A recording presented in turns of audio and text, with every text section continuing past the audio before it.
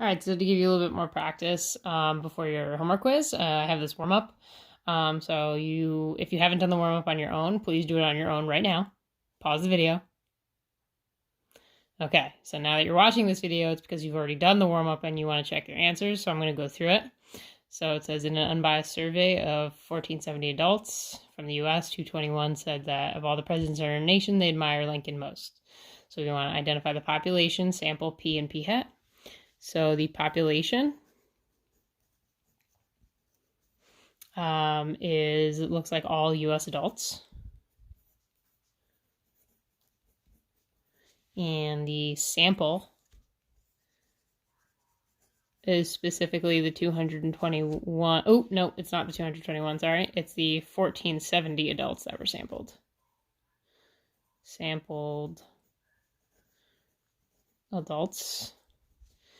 And my P is the actual proportion. So actual proportion that admire Lincoln most.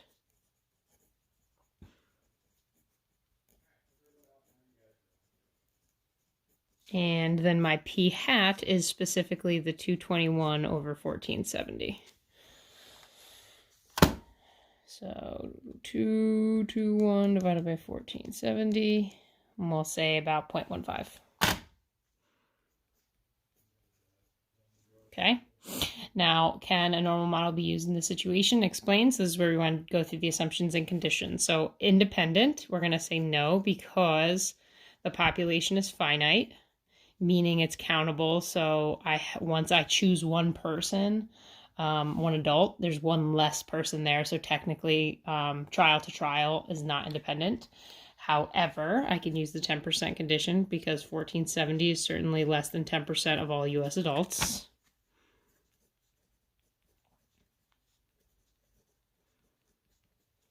Okay, now randomization, it says it's an unbiased survey.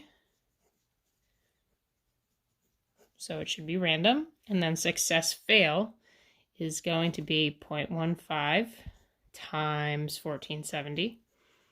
And then 0.85 times 1470. I know that this is 221 because that's how I got my P hat. And then this is about 1249.5, which is also bigger than 10. Okay, so we're all set.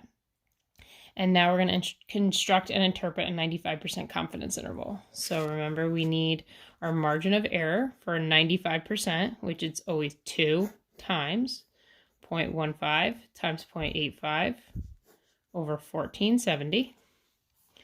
So 2 times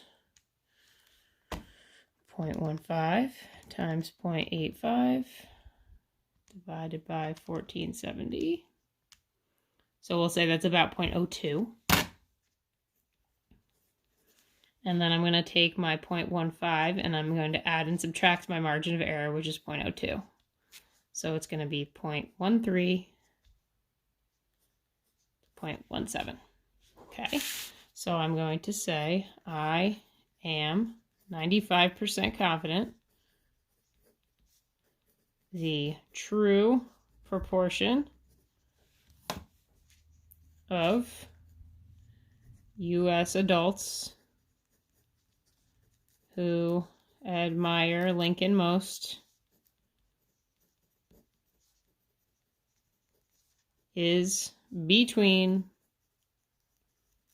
0.13 and 0.17. Okay, so that was just kind of like a warm-up problem. Hopefully you did well with that. If you have any questions, email me like right now, and I'll try and get back to you so that you can go ahead and do the best you can on the homework quiz.